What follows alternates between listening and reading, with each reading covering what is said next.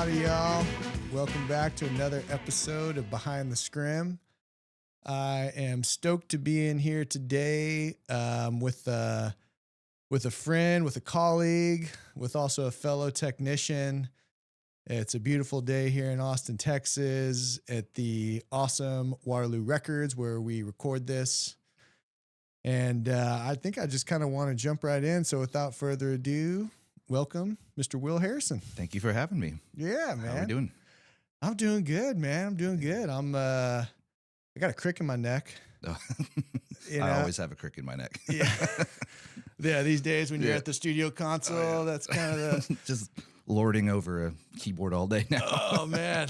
Yeah, it's change of pace from that's right. what you were doing. Yeah, so if you see me kind of doing this to the camera, it's because, like, man, I can't turn. And driving is really hard with the crick in the neck. Yeah, that's the worst. You know? Anyone to my left right now, I'm just putting the blinker on and just like, Jesus, take the wheel. Like, just hoping for the best. I can't see you. But yeah, man, that's how I'm doing. How you doing? I'm doing good. Yeah, same beautiful day today, and got up and ran around with the dogs a little bit this morning, and we got a new little rescue. So her name's Biscuit. She's awesome. Oh, what kind of dog? She's a Frenchie, Okay. but we got her from Austin Bulldog Rescue, so she's a terror. Right now she's still kind of getting acclimated to the house, and our other dog is just like, what is going on right now? I bet that's a surprise. She's just like, this thing is a menace. So I think they're finally kind of settling in. We've had her for about a week now. Okay. So yeah. Oh, that's awesome, man. So you're kind of doing that life, and then are you working on any projects at the moment? Yeah, so I've been working with a band from Colorado called Sean Moon, the Sean Moon Band.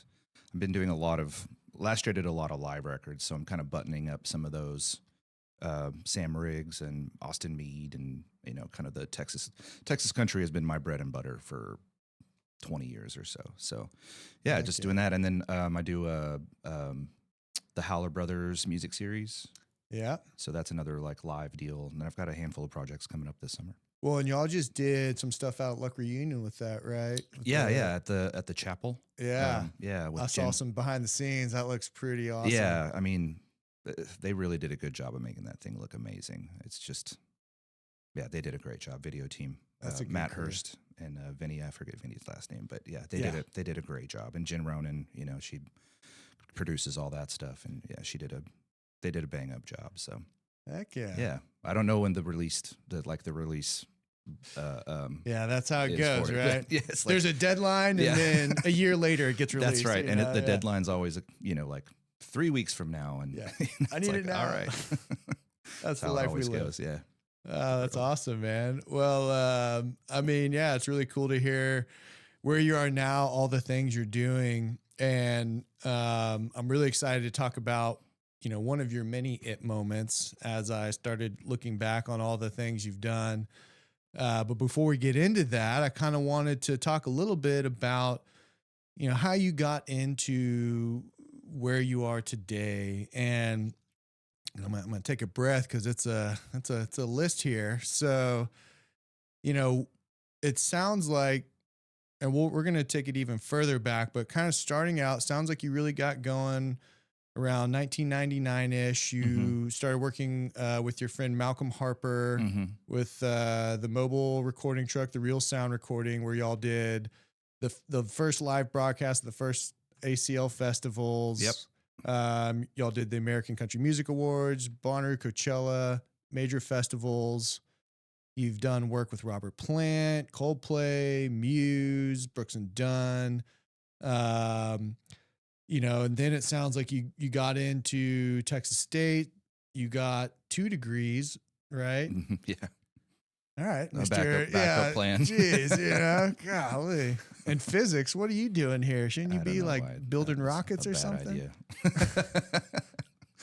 Yeah, that was a bad idea. Oh, man. We'll talk about physics here in a little bit. And then it sounds like you went out to LA for a little bit. You worked at Sound City, Ocean Way Studios.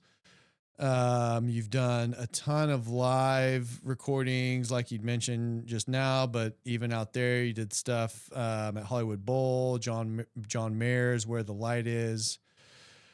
Then you've also worked at Bismarck Studios, Bismo Studios, and that was Ray. Was that Ray Benson's Yeah, that's Texas Ray Music Benson's place. Yeah. show? Yeah. Well, that was Bismo's studio, but yes, I engineered the Texas Music through him. He hosted it. He was the host of that. Yeah.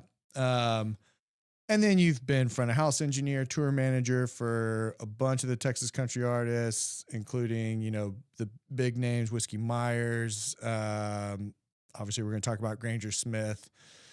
So that's a pretty, good sprint of stuff. So let's take it a little further back before 99. What were you doing as a kid? What was your scene? Like, how'd you even stumble into this interest? Yeah. So, I mean, I know we're going to get into the Garth show, but, I was just a huge fan of his when I was growing up. And, eventually moved on to metal and, as the natural progression of things. Country to metal, yeah. Right. But when I was younger, like elementary school, I was really into country music, and my parents got me tickets for Christmas to see him at the Drum or Frank Irwin Center, and that was kind of an aha moment where it was just like I wanted to be an entertainer, I wanted to be a like a singer, I wanted to do what Garth was doing up there, right? How old were you with that? Probably 8. Oh, I think. Okay. Yeah, like 8. So that sort of led me down the path. I'd already been kind of doing music. I was in band. I played guitar. I took banjo lessons here in town from Danny. He's like a famous. He'll be much more famous after he dies. But that's what his friends say. That's not my quote. That's what his friends say. And then that sort of progressed into wanting to be a songwriter. So whenever I got into high school. The kid that I sat next to in band, Carl Harper, which is Malcolm's son, he started talking about how his dad was the guy that came and recorded our high school wind ensemble, right? So I started asking him about questions about, how to record myself at home, because I was just using like a broken set of headphones that I would just put in my guitar, like literally into the sound hole, and that's how I would record my guitar. And it sounded awful, obviously. And then I would just record my vocal with that. So I started asking him about microphones and like, how do you do this? And then over the years, I didn't really start actually working for him until I was out of high school.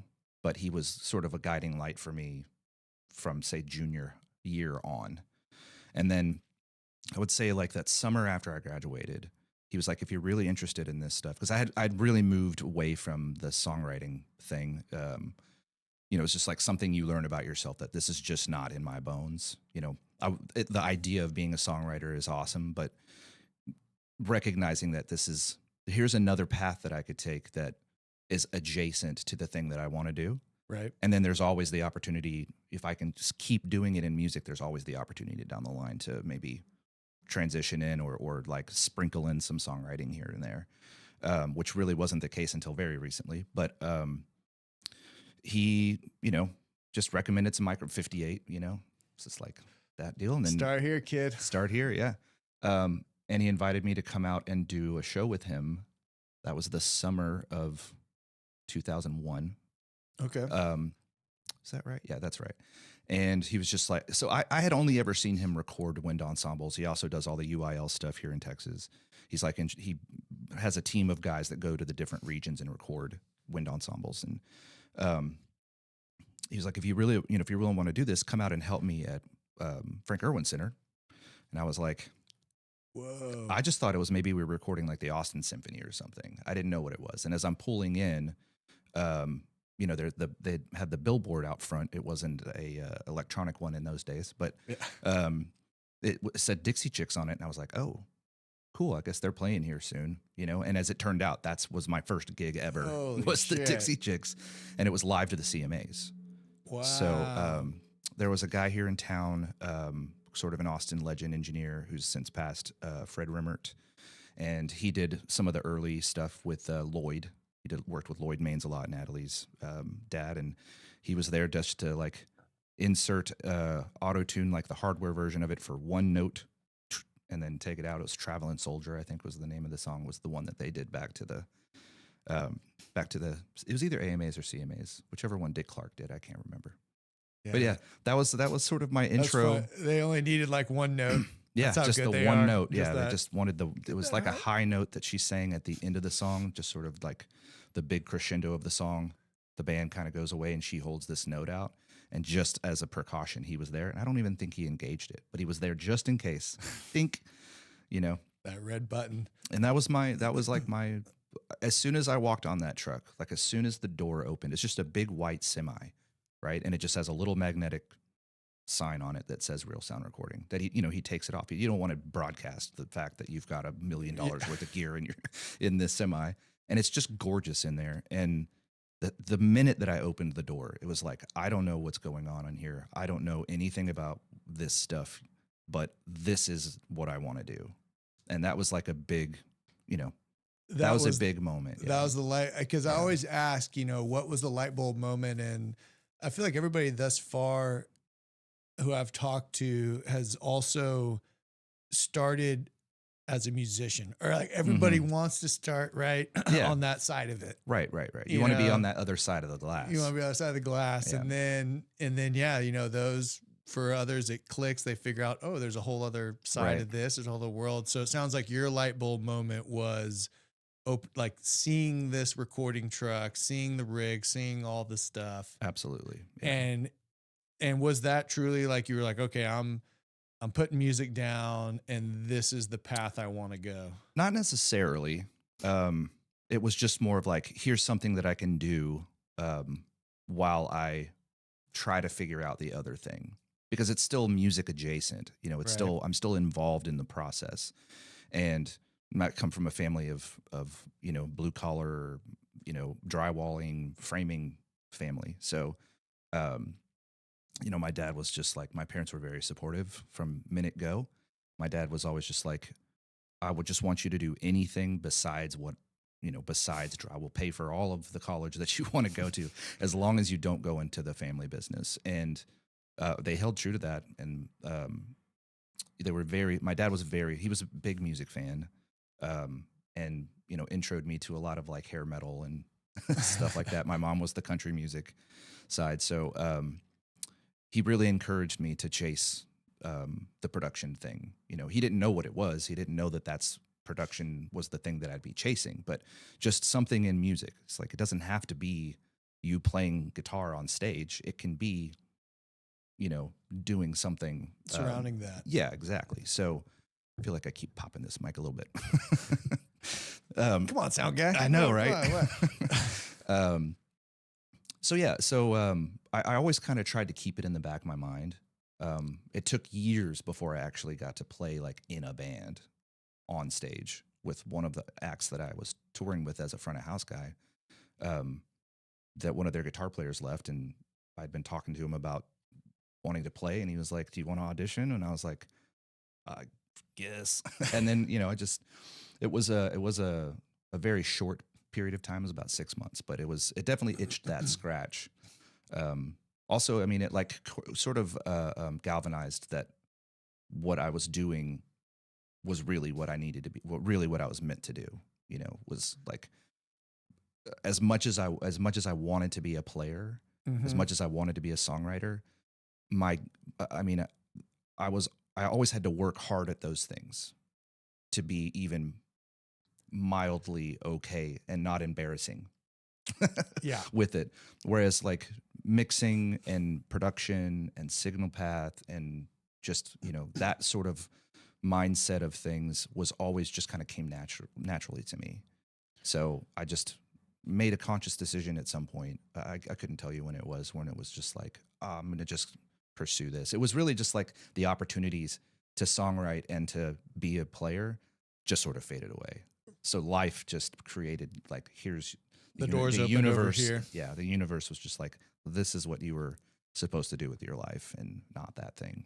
Was there anybody, so like during that time, when you were, that's what, late 90s, early 2000s, was there anybody in your circle that you were surrounded by, that you were kind of like going alongside with in this pursuit, you know, like when you did the Frank Irwin Center Hmm. gig, right? You know, the next day or that week, you know, where you like talk with your friends, like, oh man, I did all this. Like, was there a group that they were kind of also similarly interested, or did you feel like you were sort of a lone wolf in this I felt pretty lone pursuit? wolfy, you know. I was a pretty reserved, quiet person back in those days. Um, and you know, I just come from a like my family's very modest, so you know, um, I developed the ego much later in life. But yeah, in the early days of like high school, I didn't really talk to anybody. My girlfriend and then wife and now ex-wife at the time was pretty much the only person that I talked to, and she was very encouraging as well. We were together whenever we moved to LA. And she was very encouraging about all of that stuff as well. So I had a very good like support system for all of this because, as you know, it's not the most lucrative path in the world. Not starting out, at Not least. starting out. I mean, it took a while to Yeah. get there. So, And that's really what I want other people to know is it's not a traditional career. You know, you're not gonna. I mean, you can get degrees from it now, right? But right, it's a grind, and there's no real timeline. But yeah, eventually, you know, with the grind and the grit, you just develop that skill set and knowledge that creates your own value. I think that's what's exciting part about this industry is it's still very much you create your value. right. There's certainly standards, you know, that people fall between, but you still have a lot of opportunity to create, you Right. know, your own value. I think also, I mean, I'm sure there's an opportunity to talk about this a little more later on, but like young people that are just getting into this, right, and like experiencing their aha moments and sort of getting into the industry in general. Um, I would encourage people coming up to not get too tunnel visioned into one aspect of the industry. Like I have to live in LA, I have to work on rock music, and I have to be the guy at driving Pro Tools or driving the tape machine or whatever. Like keep your mind open to, you know, maybe a church gig, like even if you're not religious, but maybe that's something that's going to keep you moving in the industry and maybe another opportunity instead of like taking the desk job or working retail or doing something else, like keeping, you know, like face forward to the industry that you want to work in, even though it's not the thing that you necessarily want to do. And I feel like I did that for most of my career. It's not always exactly the thing I want to do, but it led me to where I am now, which is exactly the thing I want to do, which is be a producer engineer. It took 20 years almost. I mean, it's 16, you know, and I kind of had a little, like I was studio for a long time, but you know, I never thought I wanted to be a touring guy.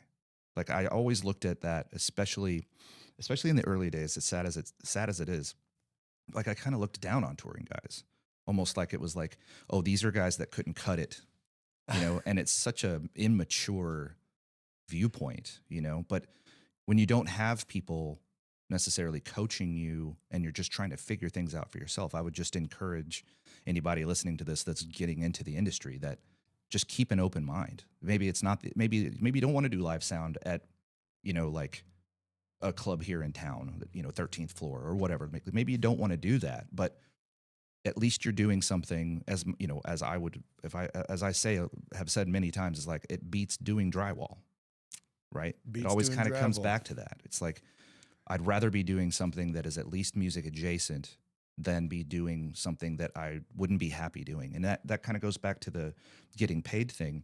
It's like that whole life balance of doing what you love versus getting paid. So if you're going to not do something that you love, you're going to leave your passion path, at least get paid doing that thing that you don't love to do. Mm-hmm. And you know, making a sacrifice to do something you love is just part of this game. It's like like it's a path that you can't go around. You're not going to make money for a while. It is what it is. And maybe not ever, you know, like, you know, I know guys that like older guys that worked with with Malcolm, you know, they've made the same amount of money for 40 years and it's not a lot. Right. But they're happy doing what they do and they love doing what they do. So that's the sacrifice they make. Yeah.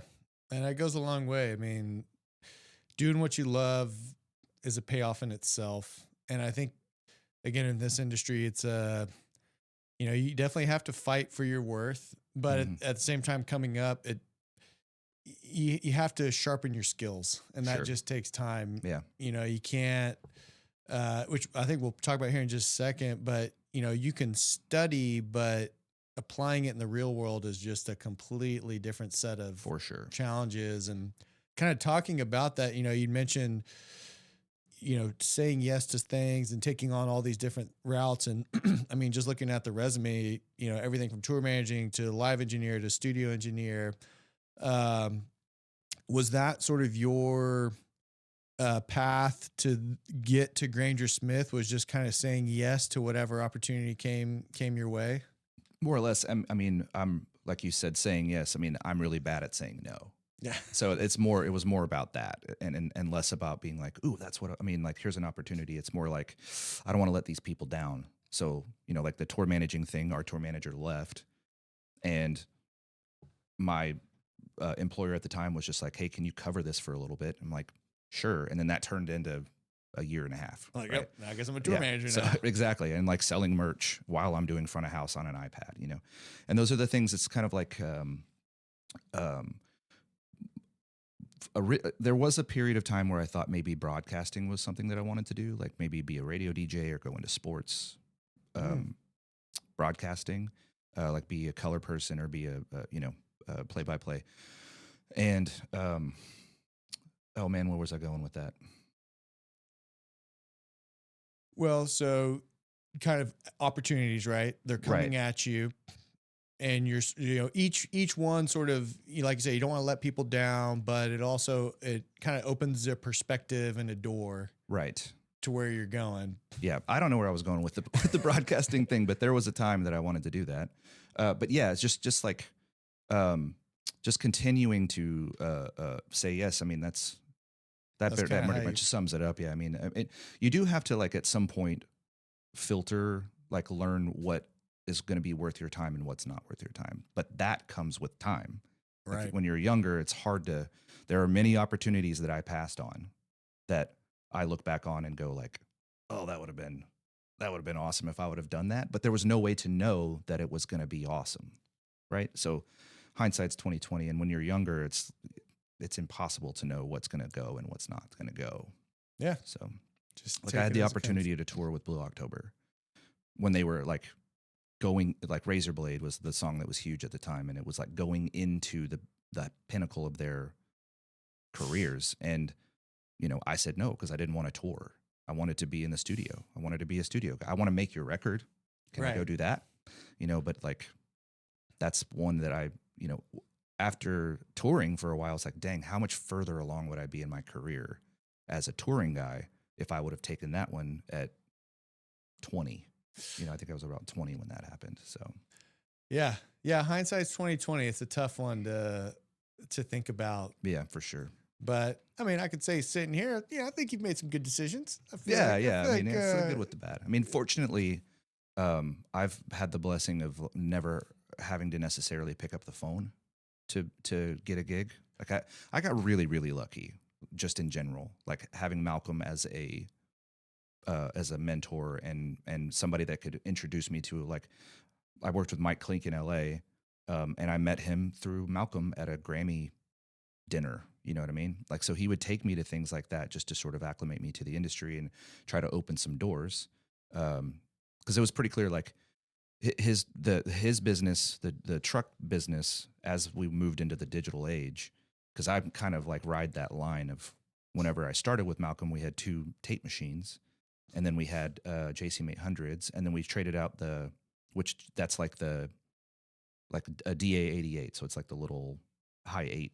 So it's like 8 channels, but the Sony version is like the upgraded version of the Tascam one. So we traded out the tape machines for Radar, which is the hard disk recorder. So that's kind of the time period that I'm coming into all this, is like starting out cutting tape and then learning Pro Tools in its infancy, and then watching the whole industry move completely into the digital realm and killing certain types of businesses. And one of them was mobile trucks. So, unless you are, bands weren't hiring, because we did go out with with bands. You know, we did like a Nickelback run with like, we did like 5 dates with them. We did 3 Doors Down. We did, oh man, we did a handful here at Stubbs for 101X back in the day. But now it's like you can multi-track off of your console. You can record your front of house guy or monitor guy can record every single show. So the need for a truck has gone down and down and down and down. And I think he saw the writing on the wall back in the day, even then.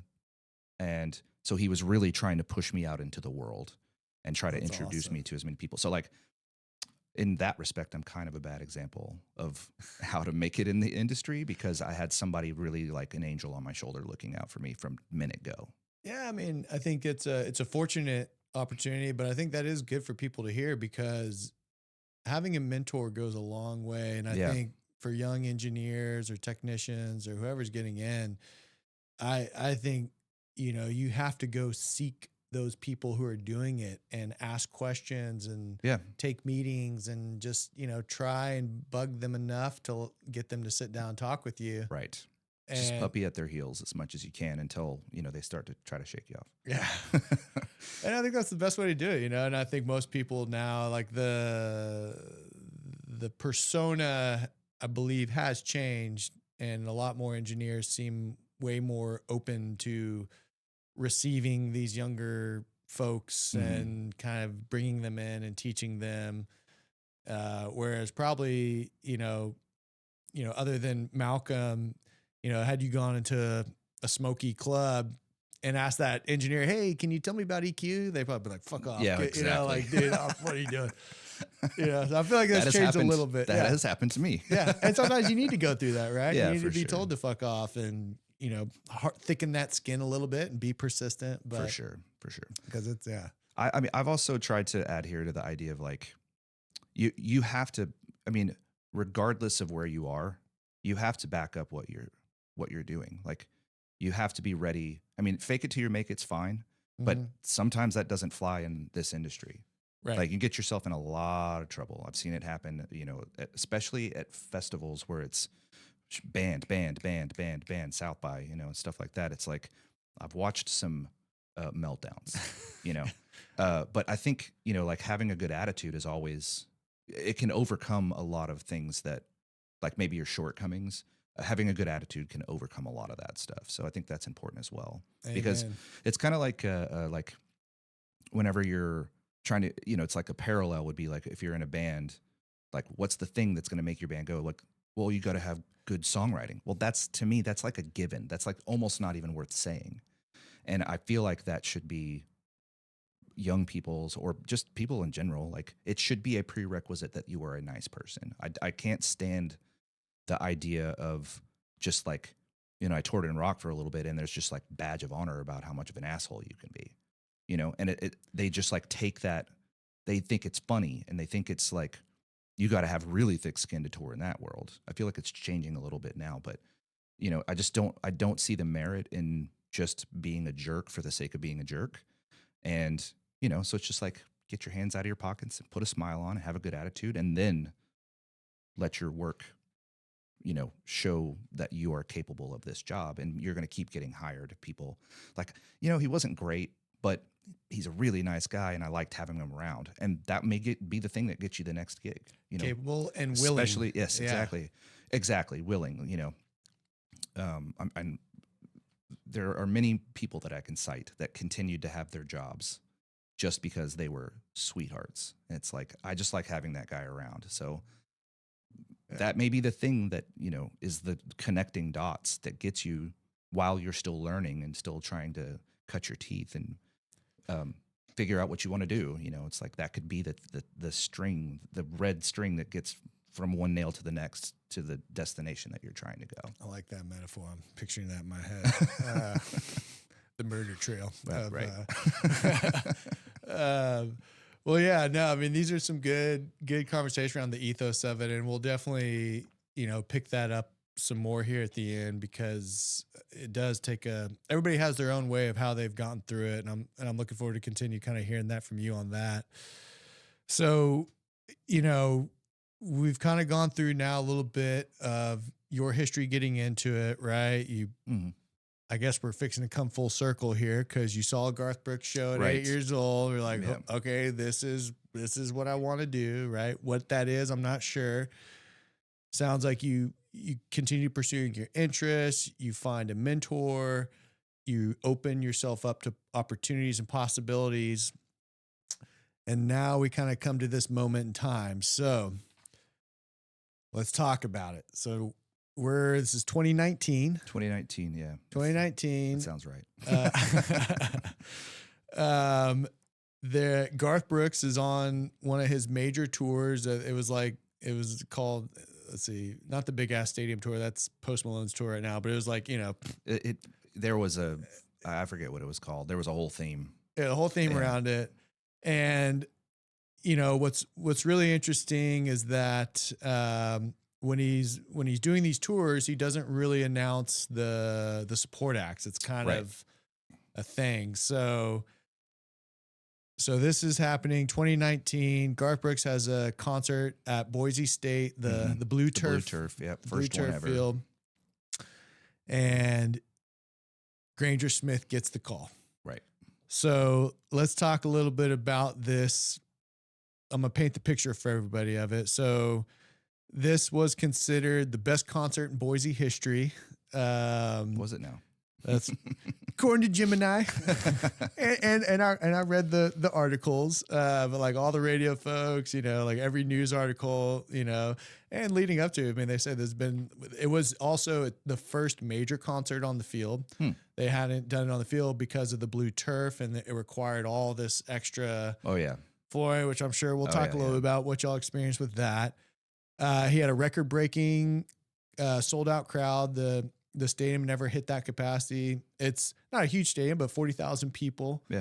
And then the field as well. So and the field. I think it ended up being like over 50. I can't remember the exact number. Yeah.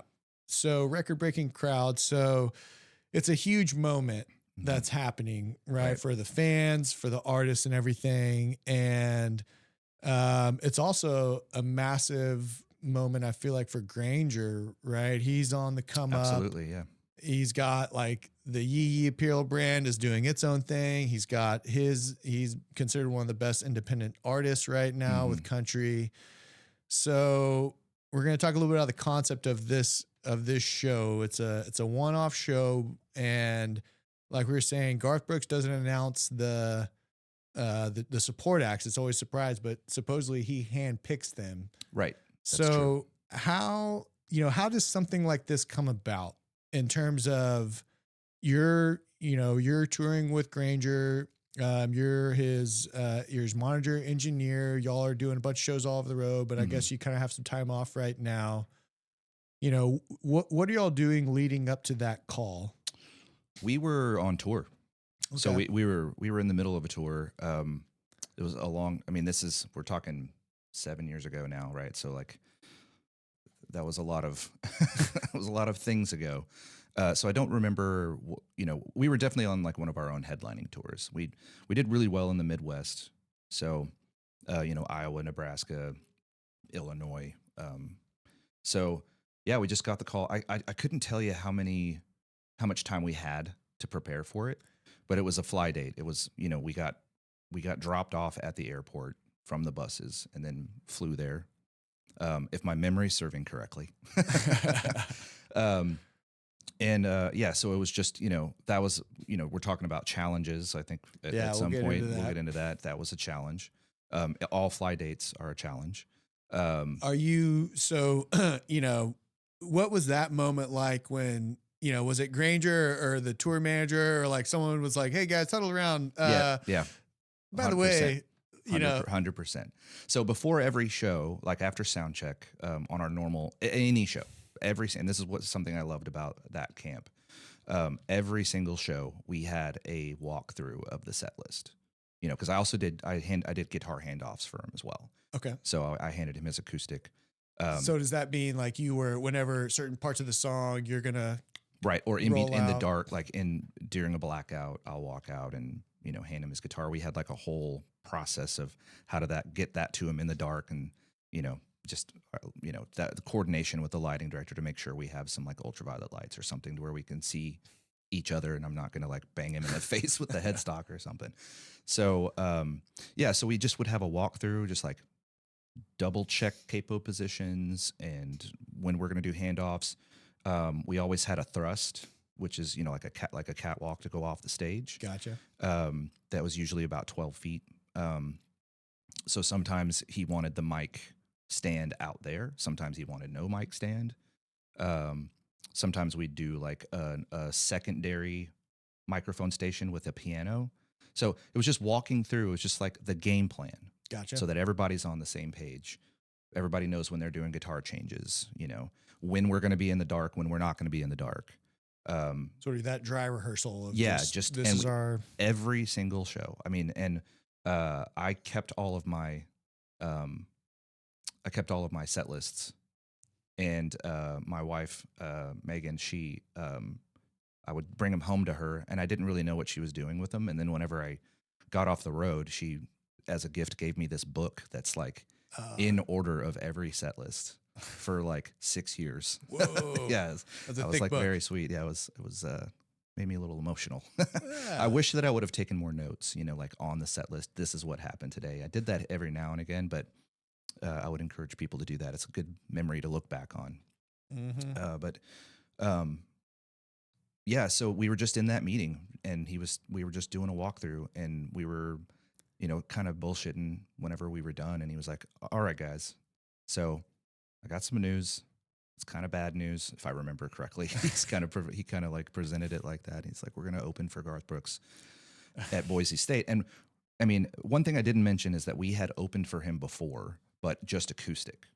So it was just Granger and our guitar player Todd and myself and our tour manager and front of house guy Blake. So it's just the 5 of us that went to that. And then he invited other people from the band and crew, because I think we were like 17 deep at the time, 2 buses and a semi.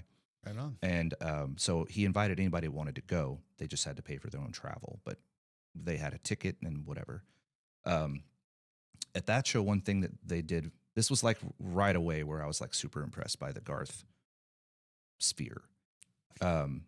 They were ready for us. They knew who I was when I walked up. So like their monitor guy, Tyke is his name, because he's the youngest one at 50 now. But it's the same crew for to this day. It seems still like the family, like he has the exact same crew he's had since day one, pretty much. It's awesome. So he just walked up to me and handed me a radio with my name on it. He said, "Hi, Will." I'm like, I guess they looked us up on Facebook or something, but each person's role, so like our tour manager, their tour manager walked up to the tour manager, our TM Chris, and handed him a radio, introduced himself. "Here's the green room. Here's your stuff," all that. So that was really cool right out of the gate. So, because, that's the old adage of like, you'd never meet your heroes. And I had a pit in my stomach about it, I hope they're but not man, assholes, they came through. Like, it was a really cool experience. So yeah, so that's so y'all had just met like, previously. So yeah, there was a little bit of a little bit of history. Yeah. Yeah. But they hadn't met the whole band yet. But yeah, that was just, we're going back. We're going back, and it's at Boise. He like explained that it was going to be at Boise State, and it was like on the blue. So, and all of us, I should also add that every single person in our band and crew was like, had Garth as like an influence. So we were all super jazzed about doing this. You know what I mean? Like, it was going to be, so we were all just like hoping that it was going to be cool and not just, like, oh man, that sucked. Well, I'm sure it's nerve-wracking, right? It's awesome, but nerve-wracking at the same time. Totally. Because, you're getting to open up for one of your heroes in front of 40,000 plus people. Yeah. So on paper, you're like, fuck yeah. But then in reality, you're like, holy shit. Right. There's a lot riding on this moment. And again, I feel like they do that thing that politicians do where they have like their assistant has a book that they look through with pictures and names and what that person does. Because, when Garth came to introduce, he like came out and introduced himself. He was wearing a radio, like he's very much involved. Like involved. Yeah, that's badass. And he was just like, "Will, right? You do monitors?" And I was like, what just happened? And he did that to each person, just like went to each one and knew who they were. That is super cool. Yeah. I'm sorry for why. Oh, no worries. And we're back. You know what? We're rolling with it, baby. That's Behind the Scrim. These That's people right. get to see. That's right. That's right. This is how it happens. I interviewed Jake Perlman, who's Studio 1A engineer, and the whole building lost power. Like halfway through the interview. And we're like, oh, all right, cool. Dude. Just do it in the dark. Yeah. These things all have batteries. Yeah. The camera was fine. It was the audio. Oh, yeah. But okay, so let's back up a second here. So you get notice from your tour manager during your kind of just, dry walkthrough, not anticipating it. Boom, the mic drop of right. Y'all are opening up. We're doing this again, but we're doing it full band, and we're doing it at this very special, like, I mean, really, when you take a step back, it's a once in a lifetime, right? Because there can only be one first show ever. Right. Right. And we opened. So we were literally the first band to ever play on the blue turf, which was, that's special. That's cool, right? That is epic, man. Yeah. So, I mean, that kind of leads us into the creation of it. So like you said, you get the notice. So y'all are on tour. Do you know about when you got that notice to when the actual show date was? So cause we're going to talk about the creation of it, which is all of some of the logistics that go into this, right? So like you mentioned, it was a fly date. Now you got to start coordinating. You got to start wrapping your brain around. Yeah. What we got to take and what we can't forget and all those things. So what is that process? What are your steps that you start going through when you say, okay, now I've got to create my plan around this. Right. So I could be getting, this was a long time ago, so I could be getting some of this wrong, but we definitely didn't have very much time to prepare. We had enough time, but we didn't have much time. I think we canceled a show or rescheduled a show. To allow that so that we could space. Go do it. I mean, because we were on tour, because we flew there and then flew right back to the buses, and then we're right back onto our normal headlining stuff. So we took, I do remember taking some of the shows leading up to the fly date. Because, I mean, we flew out at I think we got dropped at the airport at 4 o'clock in the morning, right? So you're just, after doing a show the night before, so you're just wiping the crust, just trying to, you have to be ready. You can't be trying to figure out what you need to take at 4 o'clock in the morning while the bus is pulling into the airport. You got to know, you've got to have your things packed, and where all you're doing is grabbing your Pelicans and your day bag for clothes. You can't be just scrambling. So we had done some sort of dry run rehearsal, the crew. So lighting director, front of house, myself, tour manager, of just let's pack tonight as if we're leaving tomorrow for this. And then tomorrow, when we get to the venue, we're going to roll our things out as if we have backline and we're just walking into a fly date, and see if we're missing anything. So we did that for, maybe a weekend or the few shows leading up to that. So, oh, got you. So the shows that you currently had booked, you were like, let's just pretend for a second. Yeah. Which was great, because there were little things oh man, his capo wasn't in his guitar case. It was in our guitar work box. We had right. We had all the, So we had the vaults, and all the classic, semi touring out of a semi things. Right. So we tried to just make sure that we weren't going to forget anything, even little things Granger's hands would get really sweaty, and he also did this thing where he would flip the mic in his hand, and at some point before I joined, they learned that he would drop it a lot because it would slip out of his hand. So they started putting that non-adhesive athletic tape on the front side and the back side of the mic. Okay. And it also kind of kept the capsule from unscrewing a little bit, and it also covered on our UHFR we were on their stuff for that show, but on our stuff, it also kind of covered up the power switch. So it allowed it. So you couldn't accidentally flip it off. So just remembering that, because we're not going to be on my stuff. My stuff already has the tape on it whenever I bring it out of the case.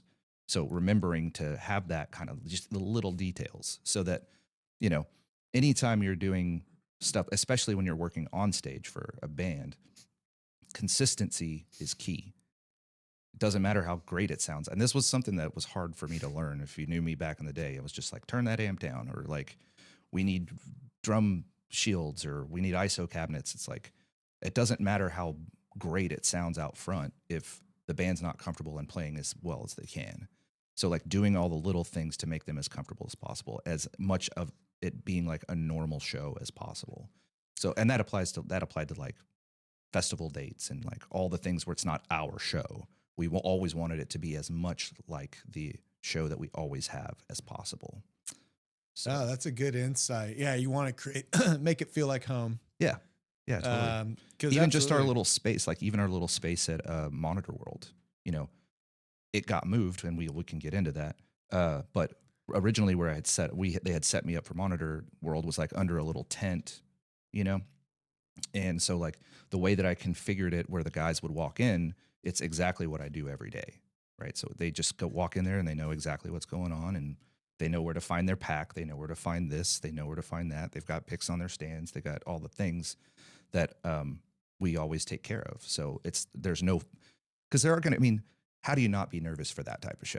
So anything that you can eliminate to where they feel comfortable, I feel like is worth doing and going the extra mile for. Right. That panic could set in if it's like, oh, this isn't here. Yeah. You know, they start, yeah. So kind of talking more about the creation of it, you're coming into Garth's house. Right. So we didn't have a lot of say about the actual, you know. So what does that look like in terms of you as the monitor engineer? What's that chain of communication in terms of understanding what does Garth's team have? What are you working on? What are you bringing? Are you communicating with their team? Are you using the tour manager or production manager to kind of facilitate those conversations? Or how does that plan start coming together? If I remember correctly, I was production manager at the time. Okay. Me and my coworker Blake, we kind of like flipped roles throughout the years. So like he would be PM and do front of house, and then I would just do monitors, and then I would go to front of house for a while, and he would do monitors for a while, and then I took over as PM, and then we just sort of, I mean, some of it was a facility of, I need a break. Gotcha. From this, or like I'm not getting the itch scratched at Monitor World anymore, and I need to do something else, you know, but I want to stay with this team because we were very much a family, and very much like, you didn't want to leave that gig. And that's why they didn't have a lot of turnover. I was, you know, we had a merch guy come on, actually one of my best friends, Nard, who works for Braxton Keith now. But he was with us for 4 years, you know, and I was the baby after him, and I was 7 years. Wow. You know, and then after him, it was like 9, 10, 11, 12, 15, 16, you know? So they didn't have a lot of turnover. It was very similar to Garth, you know? It was just a good gig, and Granger was an awesome boss to work for, and he was just very, you know, very much cared, like genuinely cared about you. So, you know, that's a hard gig to leave, you know? I mean, I certainly got offered other ones, but, sure, you know, it's just like. But you as a team, y'all kind of, I mean, that's great that y'all figured out this way to keep it fresh. Right. Because I could understand that. I'm sure on tour, and especially over a long period of time, you know, it can get monotonous, even as epic as it is. I mean, and also just like carte blanche. I mean, sometimes it was just like, hey, you're not doing a good job right now, so we need to make a change. So we'll do that. And then, you know, you go a couple of years, and it's like, that guy's not doing a very good job right now, or his attitude's not great. We need to shake it up. So, I mean, that's there cool was to some recognize of that. There's some of that as well, as that facilitated some of the changes. But, you know, so for this one, so you're the production manager. So like, yeah, as you know, I'm sure when your tour manager says, "Hey guys, you know, you're opening up for Garth," you're probably like, "Oh hell yeah!" And they're like, "Oh shit!" Like, yeah. Okay, what does this rig look like? What's my signal flow? Right. Like, so is that part of also what you're going through leading up to? Totally. Yeah. I mean, it was phone call. You know, like several phone calls with their team. They were very accommodating, just asking us like what type of backline we need. At the time, we were touring with Kempers for the guitar players, so that's essentially the same as our normal show, because it's just, you know, amp modeler. and then we had tracks. I think we ran like 12 channels of tracks or something like that. Pretty common in pop country. And so we carried that rig with us, and the DI, we had like racked up, 8-channel radial DIs. So that was exactly the same as always. And then, what about like consoles? Like, we were at the mercy of them. So was it one of those moments where, they said, "Hey, this is our," so you used their consoles, or they gave you? So, yeah, sorry. So they brought a monitor console for me, which was an SE48, I think, if I remember correctly. And then front of house, this was like the really, like, I've always felt bad for Blake, but it was Rivage. And it was like right when Rivage was brand new. And their front of house guy, Big Mike, I think is his name, he was uncomfortable. He was coming off of having analog his whole career going into Rivage. So he was uncomfortable with the idea of saving a page and creating a new one for the Sport Act. So Blake had to work off of his page. So all of his processing for the left, right, he had his own channels, but we were very limited on channel count. Sure. So we had to make some sort of like judicious decisions on what we are going to, like what stereo tracks can we do in mono? Like start doing that process. Right. Let's not do the keyboard, like the spotlight keyboard part of this show, where we played in the daylight anyway, so it wouldn't have had the same effect. So are you making those types of decisions leading up to? Is that more of day of, when you're like checking and it's like, well, this is what we got? There's always that. Every show, there's that. Of just having to make the decision of just like, okay, well, we traveled with a video wall, and they were all in these built set carts that were 4x6, and then had our ground package, lighting package built into them. And then we did cryo. So the cryo jets were built onto the top of them as well. And then, for like festivals, it was a very slick rig. So it was all just like Sacco pen, and then one DMX. And we could be on stage, and then our drum riser was built onto the riser and just went into the semi. So when we were on arena tours, we could be up and making noise in like 10 minutes or 5 minutes and be off the stage in a very short amount of time. It's just like, it was built for that, though. It was built for speed. Something that I would encourage, having done the other side, like working for a venue or doing production for festivals on the other side, I would encourage people to keep that in mind. We just went through this in Florida, where the band that played before us, like, they used their entire set, and it took them like, the changeover was only 50 minutes, and it took them 40 of those to break their set down. Just like, that's inconsiderate when you're the second band of the day. But yeah, so it was just like, we had an initial call, and copious notes. Just I almost decided to record it because I didn't want to F it up. And then going back to our team and saying, all right, here's the limitations. Here's what we can do. Here's what we can't do. How do we make the most of this show? Like, how do we make this experience for ourselves as good as it can be? And how do we make the experience for the crowd as good as it can be with the limitations that we've been presented? And then it's just a team, and then the team has that conversation, and then we have another call with the Garth people and ask them, how about this? Can we do that? And they'll say yes or no to this or that. And then and then that's it. And then it's like, you just got to make it work, man. It is what it is. Oh my goodness. So, I mean, that's pretty wild. And so leading up to it, so it's like, yeah, you're kind of coming into their house, working on their gear. Are you getting like, and then are you having to build a stage plot around sort of this stage? Because it was, I think I read it was like one of the 360 stages. It was, but it was also kind of a weird one because it was, and I don't know if this was because of the house. Like, I don't know if it was the stadium that wanted them to do this or if this was by design. I couldn't tell you, but it was a 3/4 setup, but in the round. So meaning like the stage wasn't in the center. It was like more towards, say, like the 20-yard line. And then, but there were still fans behind them. So their drum set was built right in the center of it. And it's like this dome. It almost acts as a drum shield. Um, and then, Garth would run around and like, he's really good at, He knows the yeah. yeah.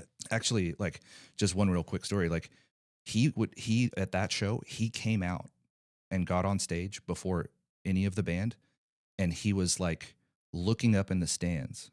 And then he would like look at another spot in the stands. And then he would look down like in the pit. And I asked Tyke, I was like, what's that dude doing? He's up there being a weirdo. He's like, no, he's imagining the fans that are going to be in that seat and how he's going to entertain them. And like, how do I make those people have the best experience that they possibly can? And I was like, man, that's cool. Golly. That's kind of cheesy, but that's cool. No, I mean, like, and I'm sure you're starting to kind of like, pick up. Did you pick up sort of any tricks or like little, nuances, like sort of that, for example, right? It's like, okay, as an artist, okay, that's what he's doing. Mm-hmm. When you came in, the creation of all this, you're working alongside their team, like, were there any kind of little things that you picked up or noticed something that they were doing? Like, oh, I might incorporate that workflow, or I might incorporate that. I think not really, but I think our entire crew was very inspired by how well of an oiled machine they were. Gotcha. We strived for that anyways. Sure. But just watching those guys, this guitar tech that's been Garth's guitar tech for 30 years, whatever it was. And just, there was no wavering in exactly what to do in any given moment. In fact, the PA went down. I saw. During Garth's show, the PA went down. And their crew just handled it with aplomb. Like they just, no big deal. We'll just, we'll get it back up and going. We're like in the tunnel going out, and Garth comes into the tunnel and he apologizes to us for the PA going down. And it's just like, that's so cool. Like all of that was very inspiring. This was another thing that we tried to do as much as we could, is like take care of the support bands as much as we can. And just be like as kind as we can, because you never know who's going to. This wasn't the only reason, but you never know who's going to pass you up. Sure. And people don't forget that stuff.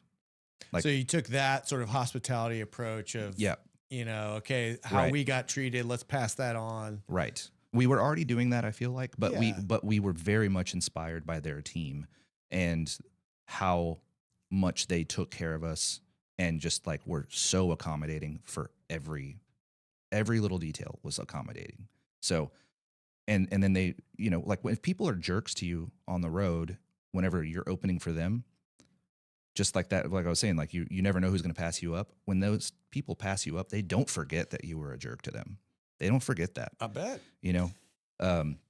So, I think we tried to step up the like maybe to overly nice situation. Yeah, a binder of the opener. Yeah, right. But just like making sure you go back after, because you never, I know I can be stoic at times, and maybe I'm embedded in something and somebody from their camp comes over and is like, hey, can I borrow a couple of batteries? I'm just like, I'm busy right now. And maybe I don't mean it like that, but it comes off that way. Right. So like just making sure that after the show or in between, like that we invite them into our green room in between them playing and us playing, like offering them a drink and just like making sure that they know that we care about them. And I think that was something that their team did very, very well. And we walked away from it going like, we got to step this hospitality game up with the support bands. Right on. Yeah. You saw the machine, but then you saw the human element. Like we've been doing this for a long time together at that point. The crew had been the same crew for 4 years at that point, 4 years, like the exact same group of people. So you got a good rhythm. So we had a good rhythm, right? But then you watch the guys that have been doing it together for 25, 30, 35 years together. And it's just like a whole nother world, of just like, like cigarette lighter, like that kind of thing. It was just, everybody knew exactly what to do, when to do it. And it was just, it was like watching, like Swan Lake. Yeah, I was gonna say like it was a ballet of it was amazing, and their crew is huge. So it's not just they travel with the same stagehands, so they don't really use local crew for most of the things they do. So that was cool. Also, it's like, man, it's like living the dream. Awesome. I also appreciated that every single ticket in the stadium, and I don't know if this was a part of there, but part of the article you read, but every single ticket is the same price. So a front row ticket is all $88. And this was that whole tour. Every ticket was $88. That's cool. I don't think I saw that. And it's a lottery. So you could buy up to 6 or 8 tickets. Can't remember. But you bought however many tickets you wanted to buy, and then your seat pool was a lottery. So you might get front row seats. You might be at the top of the bowl.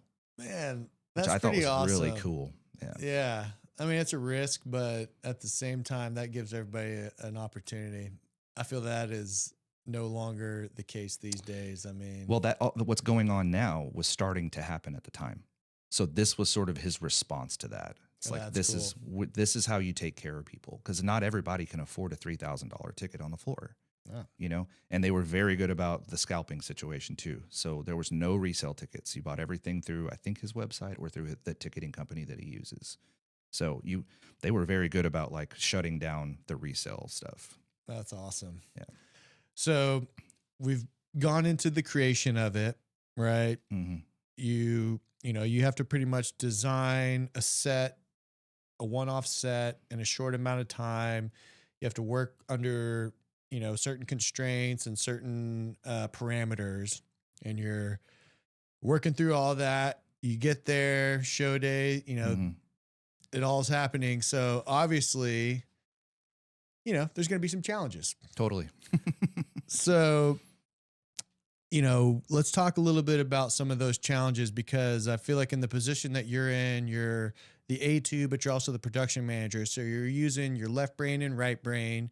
You're a conduit for your team because, I'm sure you're involved with some of that advancing Mm-hmm. and coordination. So what are some of those challenges? And then how do you individually, like, what's your process in overcoming those challenges and working through those challenges? Right. I think that the first number one challenge was getting up in the morning to get on the plane. Step one. After doing a show the night before, probably crawling in our bunks at like 2 a.m. and then having to get up at 4 o'clock, and just be completely exhausted and just try to we all made a gear manifest of just like, here's like how many Pelicans when we get to, to check our bags, how many Pelicans should I be counting right now? But you got to do it when you're getting off the bus, because the buses can't just sit there at the airport drop off, even at 4 o'clock in the morning. So, and you got things coming off of both buses. So we try to consolidate down as much as we can the night before. And then just things come out of the bays, and okay, we got 12 Pellies. Am I seeing 12 Pellies? Okay. Todd, do you have your guitars? John Marlin, do you have your guitars? Dusty, do you have the tracks rig? Just like making sure with everybody that they got their stuff. Yeah. And then, then our TM would kind of took over from there as far as like getting us through baggage check and through the transportation challenge. Through all the transpo stuff. And then like from the airport to, and is that all in a single day? Oh yeah. So yeah, we flew in that day and then flew out the next morning back to the buses. Okay. Yeah. So, and then that's, the exact same challenge in reverse. It's like making sure you leave the venue with all the things you came there with, which I'm notoriously bad at forgetting things. So it's just like making sure that you have checklists, and, due process was really important. Just like making sure that you did all the things you needed to do in advance, made a list of the things that you're taking, and then making sure you have those things whenever you're leaving. Yeah, there's no real lost and found on no. And then the game of Tetris of trying to get 19 Pelicans, a hard shell acoustic case, and 3 mono bags into 2 vans. So that's another big challenge, is just like trying to be forward thinking about the transpo situation once your boot's on the ground. It's like trying to make judicious decisions about, maybe we shouldn't take this just because how are we even going to, are people going to, we're going to have Pelicans and guitars like in the middle, like in between the seats of the Sprinter van. So you're thinking through all those things. Trying to. But like you said, like you never know what curveballs you're going to get thrown until they're thrown at you. And then you just have to roll with it, you know? So, that's just to get you to the venue. Right. That's now, just now now we're you there. show up, you walk into the stadium and you're looking around. Yeah. What is that moment like? How, is a lot of stuff sort of built? Are y'all having to build some of that? Fortunately, a lot of the backline was already ready to go. Their team had already, like scanned frequencies for wireless. And, so they just handed us, I had to turn in how many packs we needed, how many microphones we needed in advance, how many, like our input list. They kind of, you asked about stage plot. We gave them like a general stage plot and they pretty much set it up the way we do every show. Nice. But it was a round stage as well. So there's no like front lip. So it's just sort of like trying to make it work to where there's some semblance of, Johnny, our bass player, being able to look at Dusty, the drummer, just to, that create those line of sights. Yeah. Like they would really try to lock in with each other a lot. So like for our normal show, we would cant the risers so that Johnny can, like, while he's singing, he can still out of the corner of his eye make contact with Dusty. And Dusty's drum set was turned this way, so they always had a pretty clear line of sight. So creating that sort of environment for them on a round stage with a whole other band on it was a little challenging. And they also had that old school grating type flooring, like in the old days, they would have put wedges underneath so that you don't see the wedges. Oh, gotcha. And it was, believe it or not, it was the same stage from when I saw him when I was 8. The exact same stage, which is wild. Dang. So just that whole thing of things that can like literally fall through the cracks. Gotcha. And their whole world, so like monitor world, guitar world, all that stuff is built in the belly of that underneath it. Right. So the first show that we did with them, the acoustic one, I was doing monitors from underneath the stage, just like on a staircase, just trying to look up onto the stage so I could see my guys and make eye contact with them in case they need something. Holy smokes. So important as a monitor guy is keeping your head up. Sure. Because if you're doing something looking down and then your person's Granger, is like, I can't hear that, it's like, and you completely miss that, you're probably going to get an earful in the talkback in between songs. But yeah, just like trying to do your thing, but then, trying to navigate. If you know your console well enough, it's not a problem. But I was not on my normal console that day, so. Right, so you're on an SC48. What were you mixing on? It was either on the SC48 or a venue. I can't remember. That was one of the Avids. Yeah, so we were on Pro Tools. You're on Pro Tools, so that's a pretty big shift. Totally. I mean, that's a whole workflow, surface, completely different. Yeah, and then he's on the Ravage. Right, which is a brand new. It was a brand new console at the time, so it was. So when you're going into that in terms of a challenge for you, so you walk into your position, what's that like? Kind of sitting at the desk now. It's pretty nerve-wracking when you don't have a lot of time to do it. Okay. Yeah. What was that? What was that we schedule had we had a decent amount of time. I wouldn't say like a couple hours, 3 hours, 4 hours. I mean, like I got like screen time on the console for maybe an hour before we took the stage. And like, I know this was only 6 years ago, but there was no offline editor. Yeah, in those days. There is, fortunately now for the SXL, there is one. I just had to use it for this last weekend, but yeah. So you're walking. If you don't have a file already, I think I had a file. I can't remember where that it was at least a general. Especially on fly dates. I always try to do, whether I'm doing front of house or monitor world, I try to not have a page that's like too built. So like, you don't have to undo, right? Or like chase your tail on something that you don't. So like, for example, I always try to do. So I always do, like I'll put a compressor on a vocal, for example, but I won't adjust the threshold. Like I won't save where the threshold is whenever I leave the gig. Because I might have more gain on the next one, and then it's biting down more. I gotcha. So, or like gates, same trick. Deal. Yeah. It's like have the gate on and engaged, but not necessarily where I want it to be.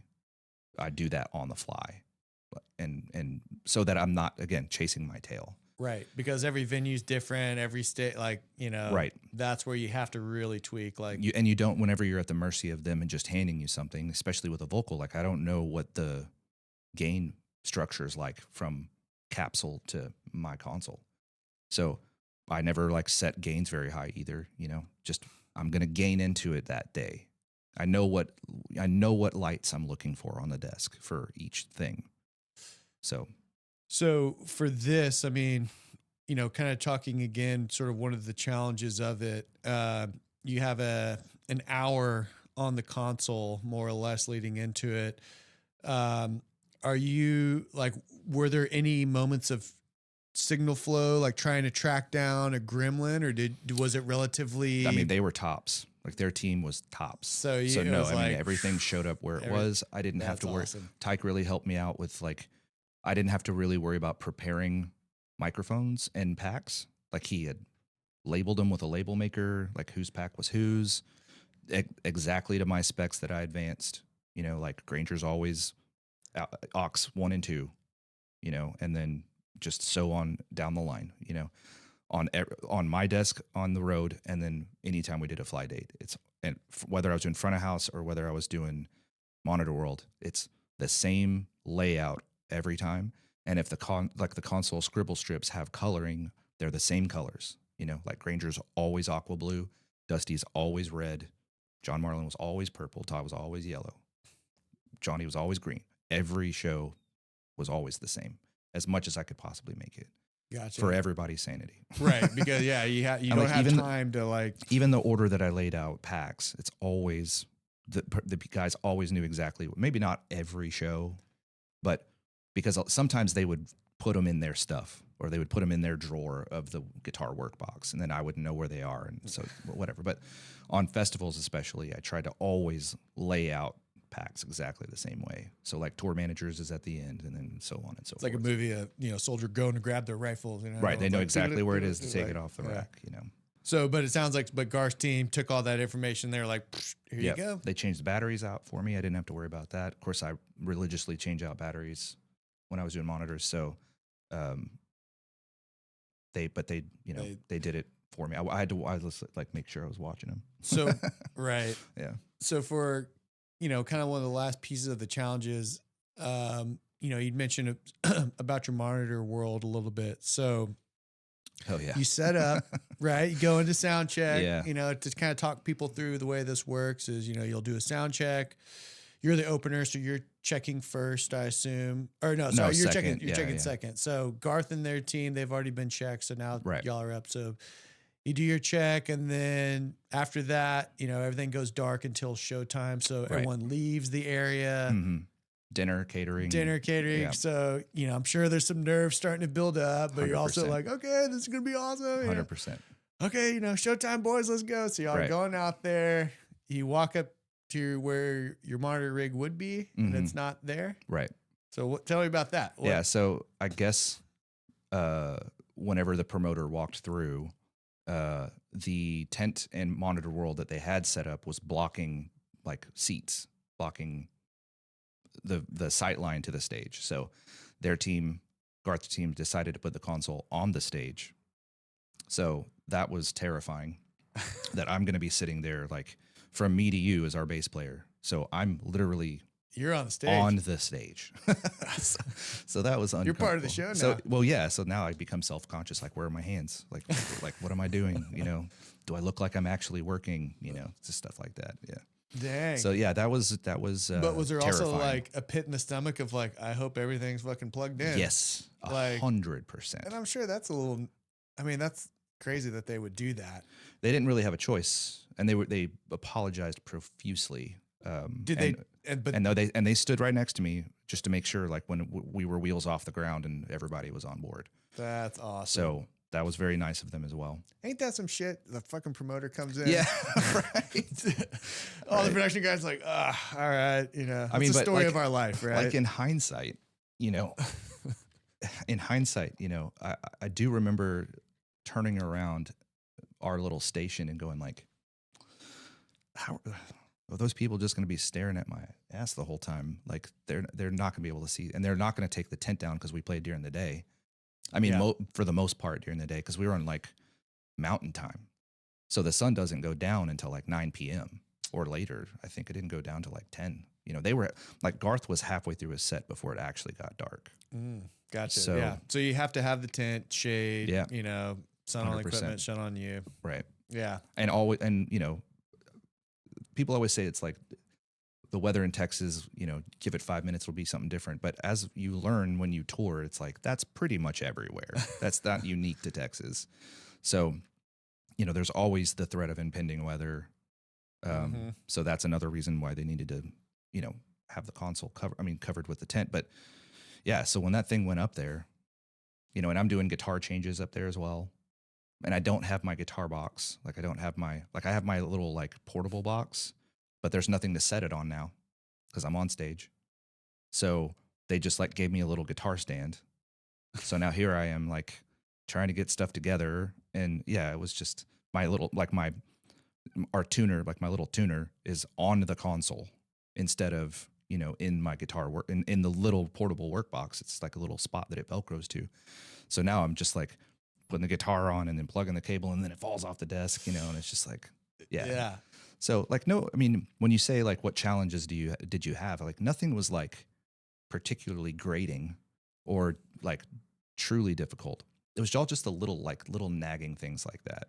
You know, it's like, now where am I going to put my packs? So I just ended up taking the packs to the guys in the green room instead of them like coming out before show and then having them. You know, yeah, just little things like that. Yeah. And I think, probably you can consider those little things, but I think for our listeners and everybody, those little things can add up. Yeah. And it can really create mental barriers. For sure. Especially like you were saying earlier, where the whole goal is to create a home away from home, because you have to be perfect in your performance when it comes to a live show. Especially one of that magnitude. I mean, every show is important. Right. Yeah. Yeah. I mean, we definitely, like Granger had a saying, and our crew sort of had a mantra of like 5 or 5,000, or in this case, 5 or 50,000. Right. Right. So it's like, we're going to put on the same show. You know, nobody's going to cash it in. We're not going to have like the pouty front guy because only like we only sold 500 tickets tonight instead of 500. Like he's going to put on the same show for those 5 or 5,000 people, no matter what. And we did the same thing as a crew as well. It's like, nobody's cashing it in today. Yeah. These people, even though there's only, a quarter of the tickets that we wanted to sell tonight, those people still paid for a ticket. They still paid for a ticket coming to the show, expecting the show that we put on. And we had a lot of repeat customers. He had a very cult following.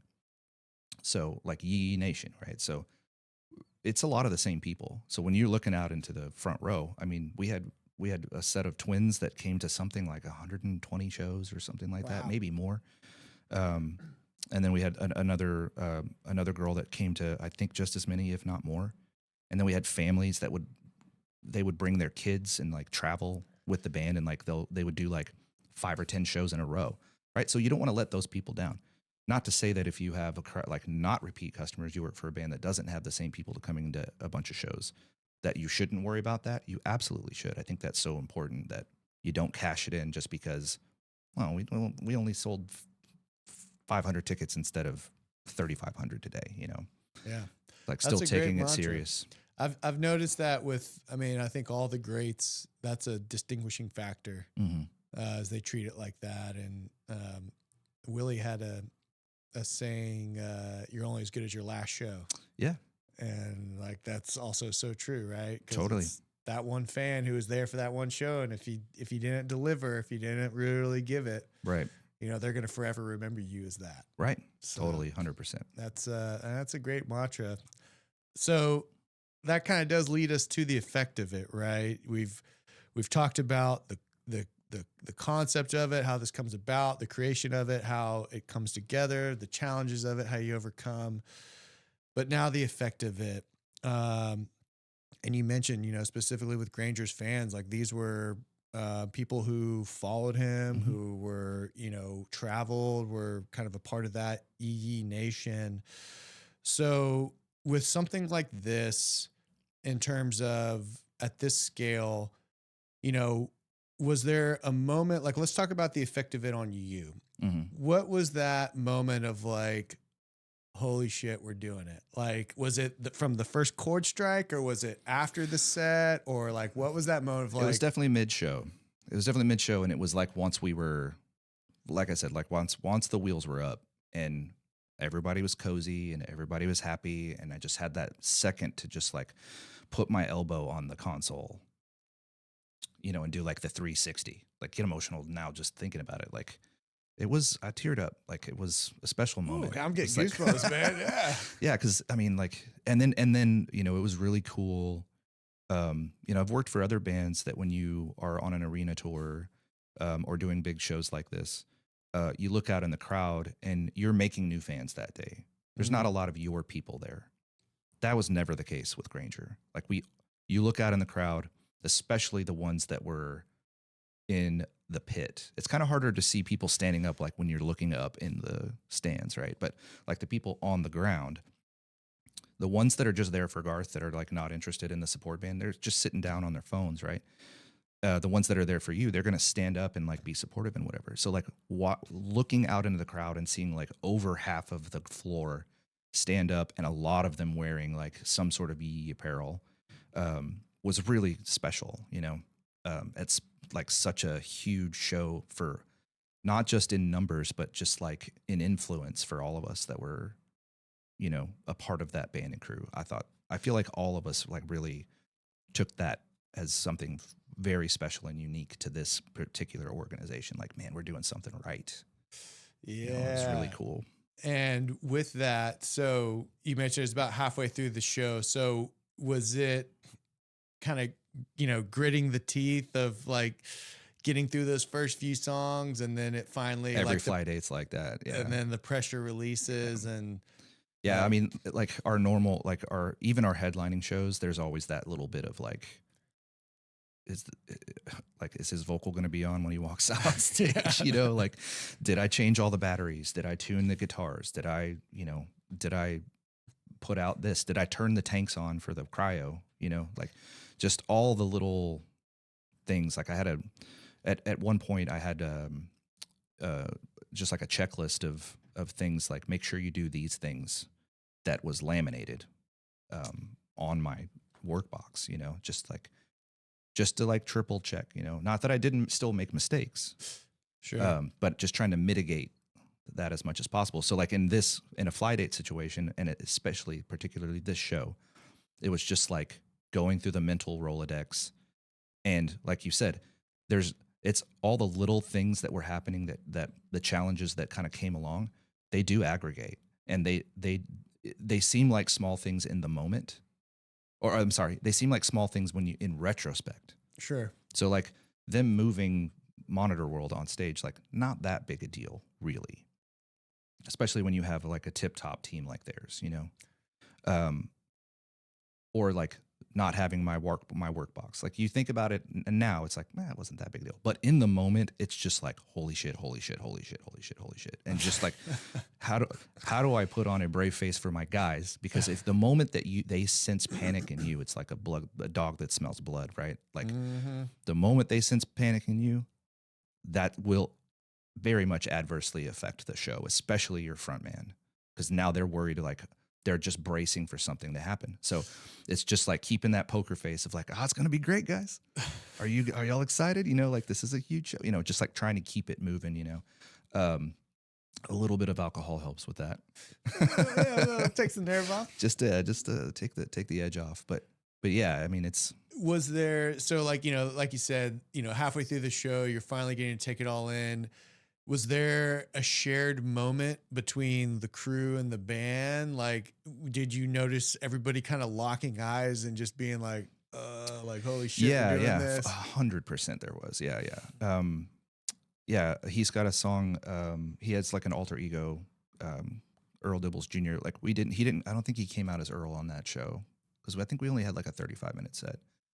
But he played his like big song, the alter ego song, Country Boy song, and it's like there's this big climax at the end, and it's just like a big, trash can ending, and he turns around and like you could see all of the guys just smiling, and then everybody kind of looking over at, you know, me and Chris and our merch guy at the time, and just like, We what is fucking going did it. on, man? Like, this is surreal, you know, just absolutely surreal experience.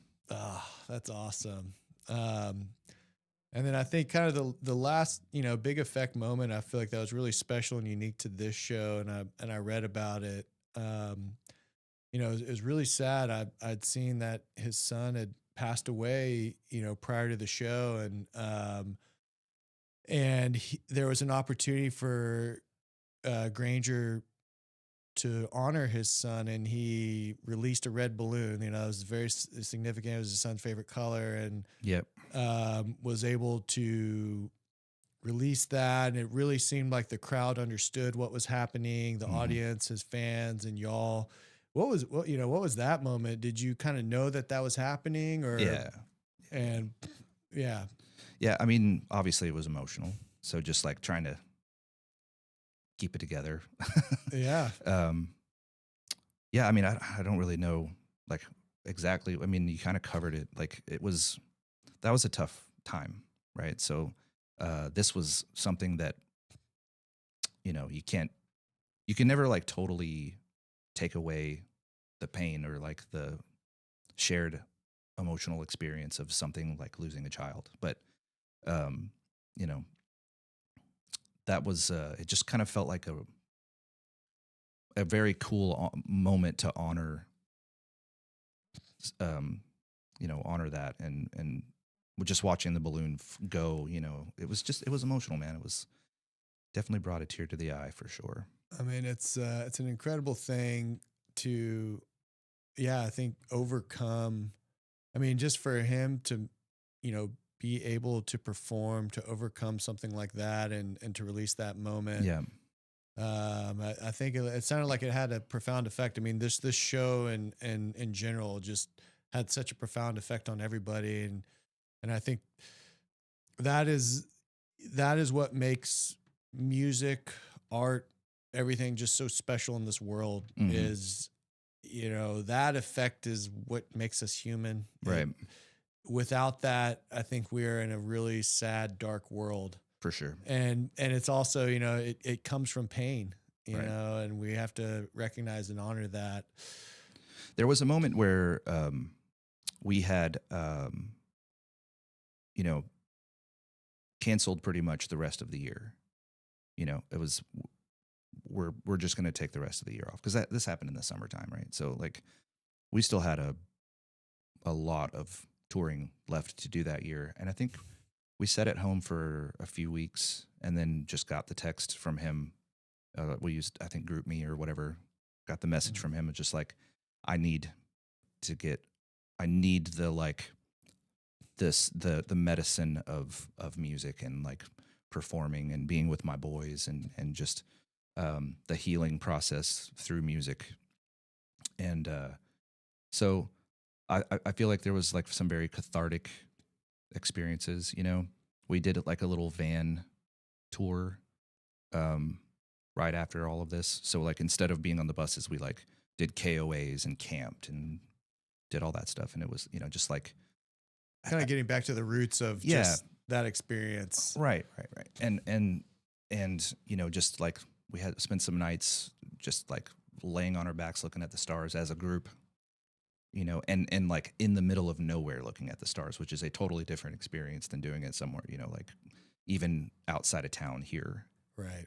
Just zero light pollution and just seeing like the spiral arm of the galaxy. And it was a very cathartic experience, you know, and that I can't speak for him.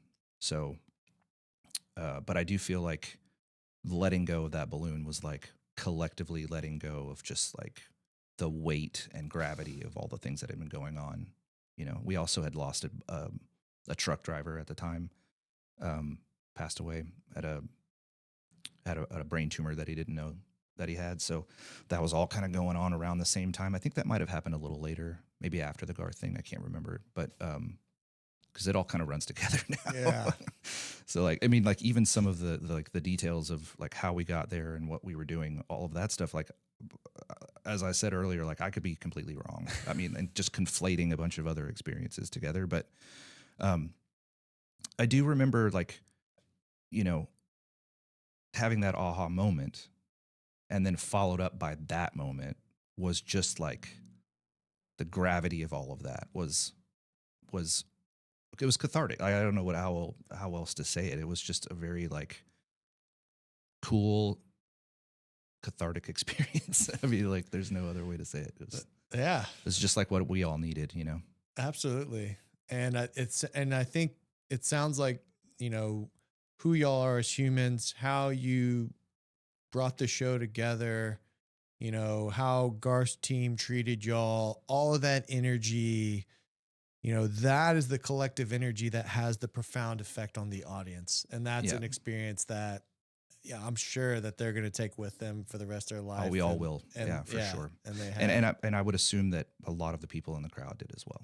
Right. And So- that's, I mean, yeah, again, I guess we goosebumps again, because that's, I think, why we do it. It's just like For sure.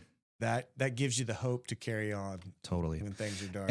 And like, I don't know if there's another section that we'd be getting into this, but I mean, this is just the perfect segue into, you know, that whole thing of full circle with the Garth camp and those people that were in the crowd that watched that balloon go up in the air, and the like visceral experience of that happening. They're never going to forget that.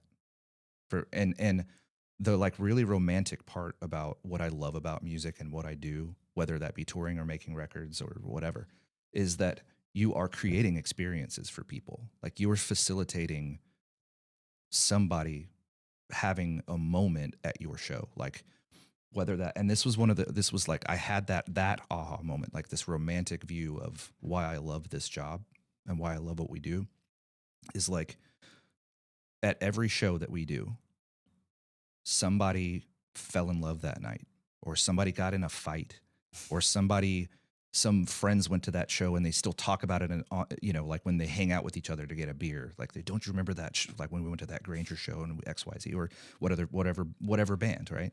And I had the aha moment of like, holy shit, like these guys, Tyke and Big Mike, like their Garth crew did that for me. Yeah. You know what I mean? And that was truly the full circle experience. It wasn't just I went to a Garth show and then I did a Garth show. That wasn't the full circle moment. It was the like, holy shit, like I was inspired. My whole trajectory was changed whenever I went to that show. And the guys behind the curtain, Yeah. they were the ones that really facilitated that. Garth was there. Garth was obviously an integral part of it, but that show doesn't happen without all of those guys doing what they're doing. And they changed one kid's life that day. And then I'm doing that surely almost every night, you know? And then, you know, like with the making records, it's like, it's not the same, but it is. It's like people, that's the song somebody can't listen to because they reminds them of their ex, Right. you know, Yeah. or that was like the summer jam, like, you know, 2008, you know, like, and I get to be a part of that and then also help people live their dreams. That's also really cool and romantic. Like I'm helping Granger, or if I'm working with an artist in the studio, it's like I'm helping those people chase the dream of what they want to do with it. You know what I mean? Like chase the dream in general, right? And I just think that's really cool and romantic and very much why I love what I do. I love it. No, it's so great to hear that, and I think that's a very fresh perspective on the approach. And Yeah. that leads us kind of to the last little part of this, which is, you know, the ethos. Mm-hmm. So, you know, looking at your journey, all of the highs and lows, all the different doors and, you know, different positions or roles,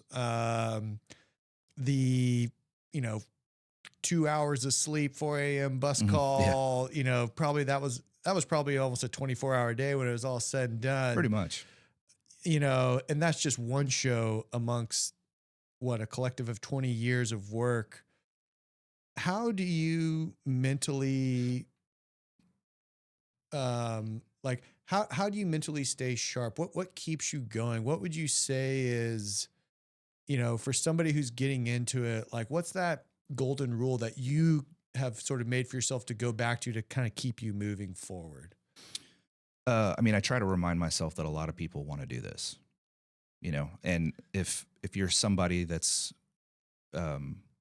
getting into this and starting to do this, if you don't, I'm not saying you have to have that level of passion of just like that romantic view of everything, but like if you truly don't enjoy, at least enjoy, if not love what you're doing, please get out of the way, because there are 1,000 other kids that would kill for whatever you might be doing. It might be just as simple as, again, like doing front of house at the 13th door here downtown. It could be,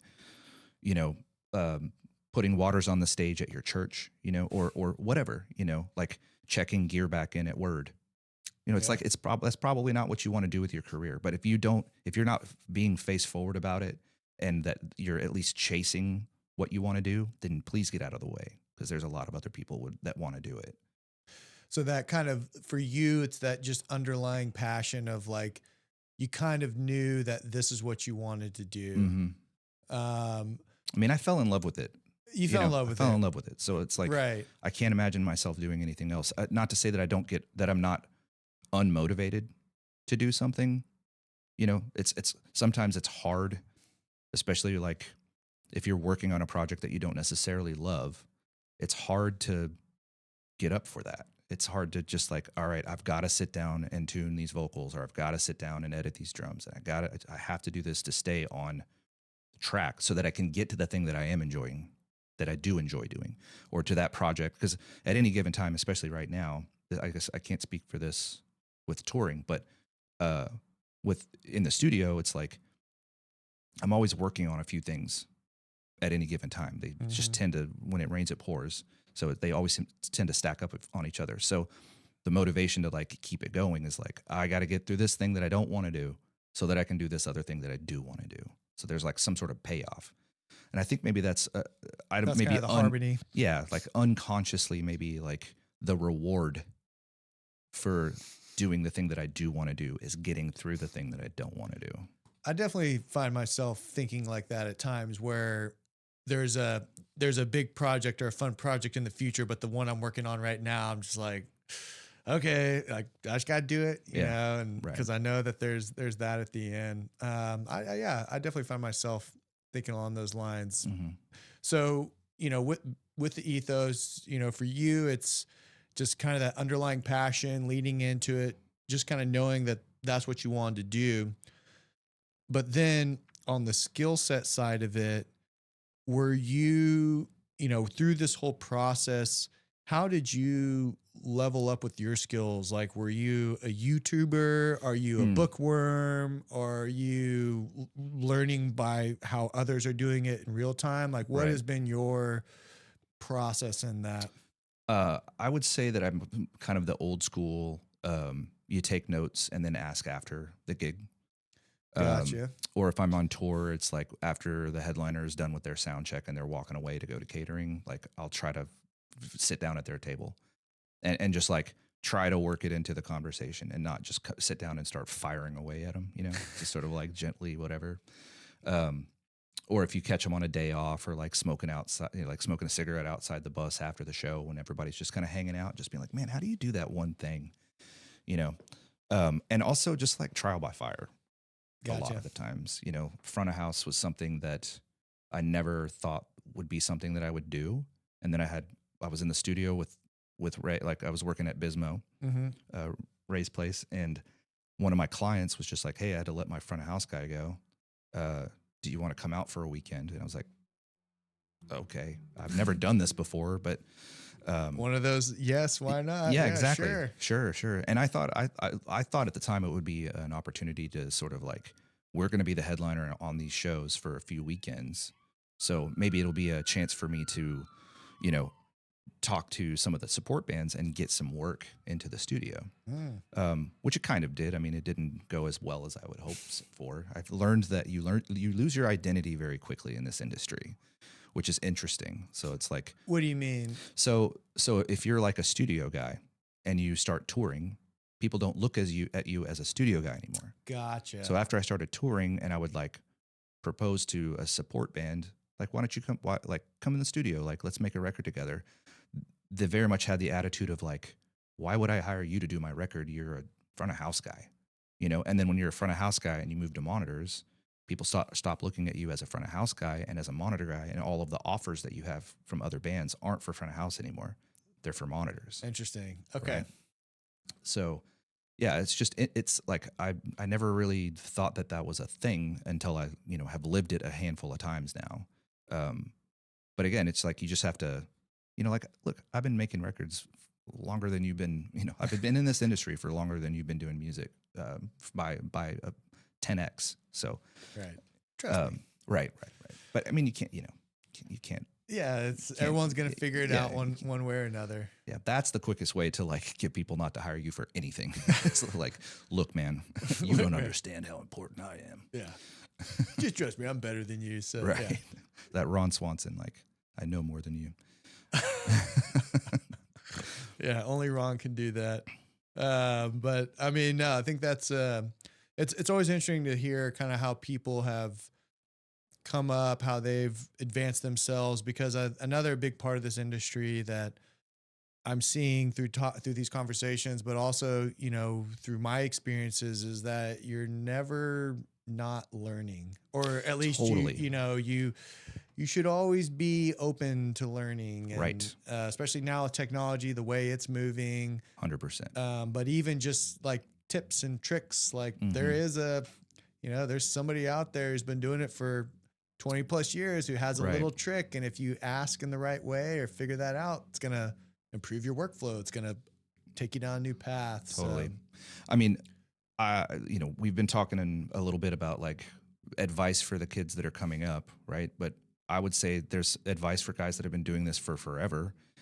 That I think that every person has something to learn from every person, regardless of where they are in their career, whether that person be like, they just stepped on the grounds at a festival for their first gig ever, or the guy that's been doing front of house for the headliner for 40 years. This guy, you know, the guy that just started today has something to teach the guy that's been doing it for 40 years. Like, whether that be as simple as like where the portos are, like where the porta potties are on site. But I mean, like in a more realistic way. Yeah. Like we, you know, I work at Spectra Studios now, here in town in Cedar Park. You know, we'll have interns, and I'm constantly learning little things. Like my intern just taught me like a quick key that saves me a bunch of time now that I didn't even know about in Pro Tools. And it's like, I've been on Pro Tools for whatever it is, like 15 or 20 years. And I never knew about that. And this guy that's been doing it for, you know, just finished his associate's degree, just taught me something that totally changed my workflow.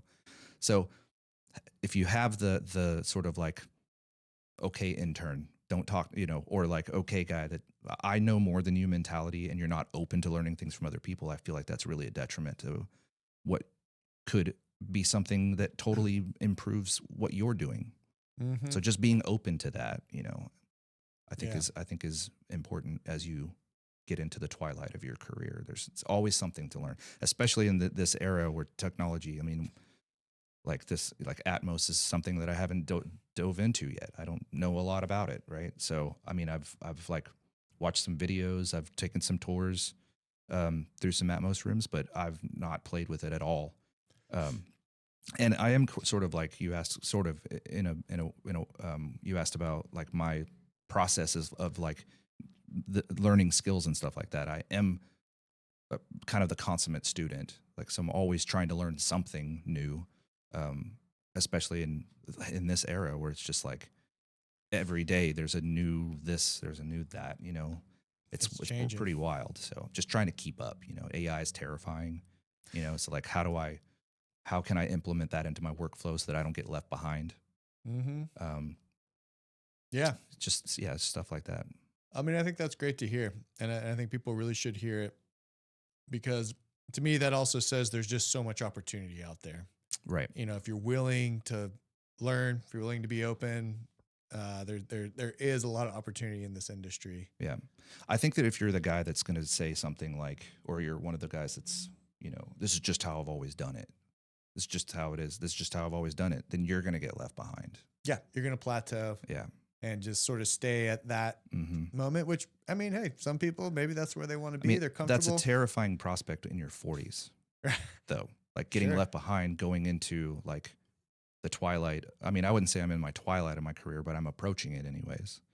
And being one of the old guys that is like, I only mix on an analog console for front of house, it's like you can be that guy, sure. But, like when your band that you do that for stops touring, now you're the guy that doesn't know how to run a digital console. Right. Who's going to hire you? And if you're in your 60s and you still need to work, if you're in your late 50s or early 60s and you still need to work because you didn't save up enough to retire right now, like that's a terrifying prospect. So always keeping the flow of knowledge, I think, is really important. I think that's not as much as a problem for the younger group, like for the younger crowd, because they just kind of came up in the world of things are changing all the time. Whereas I kind of came in to where the technology bloom. SC48 was the console that was it, right? It was. And that's what you had to learn. And then, that's right. And now it's like nobody used, like that's a dinosaur. It's a dinosaur. I mean, I do know somewhere that does still use one. Love you, hotspot. Yeah, right. Yeah. Old Linda. Hey, it's a great comment. Certainly they built them strong. Yeah. They built them good. It's a 20-year-old console. It's still kicking. Some of the faders don't want to work sometimes. I've been told, but just trying to keeping the pace as a like middle-aged guy that's been doing this for a while. Just keeping the pace, man. It's like being a doctor where you got to go take your class every year and learn the new things that are going on in medicine. It's the same thing, Yeah. Well, and then I think the last thing I want to point out with the ethos, and you mentioned it very early on, your parents being a huge support, and kind of the friends who you were surrounded by, being a big support. I think that's a very big thing to call out because in this industry, it's financially taxing when you're starting out. It's mentally taxing when you're starting out. Right. So having those people, that unit to support you, be proud of you. Right. It seems like that's made a big impact on you. And for me, yeah, for sure. I would say it absolutely has had an impact. But I think just the knowing that not everybody has that. Right. And just trying to be grateful and appreciate the fact that I did, is, going back to like, how do you, staying motivated or like getting up to do a project or go on a tour or do this or that. It's like, there's people that like sacrificed a lot for me and I don't want to let them down. So just like my wife, for example, Megan, she's, I was touring for the first 4 years that we were together. And so just like, it takes a special type of person to be with somebody that tours.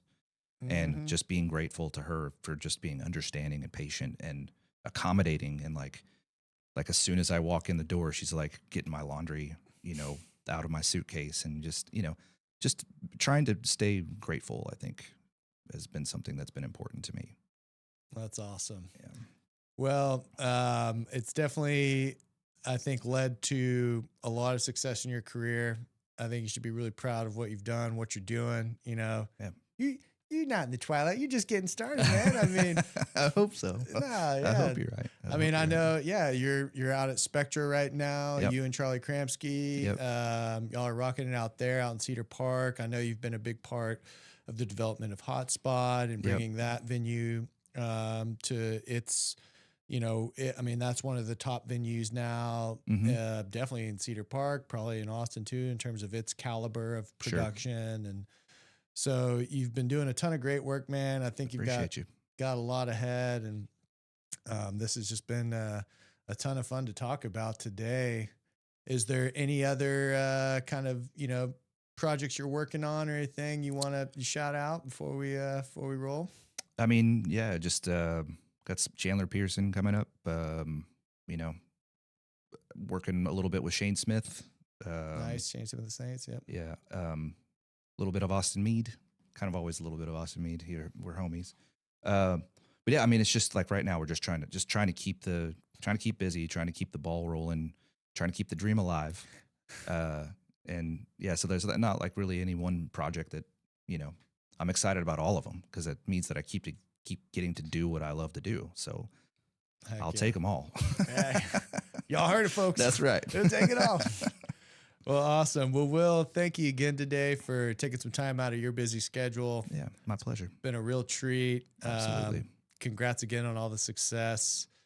And yeah, I'm sure we'll see you down the line. Absolutely. Y'all check out Will Harrison, Spectra Studios, Hotspot. He's out there right now doing his thing. And I hope y'all enjoyed the show. And we'll catch you next time. Thank you. Word.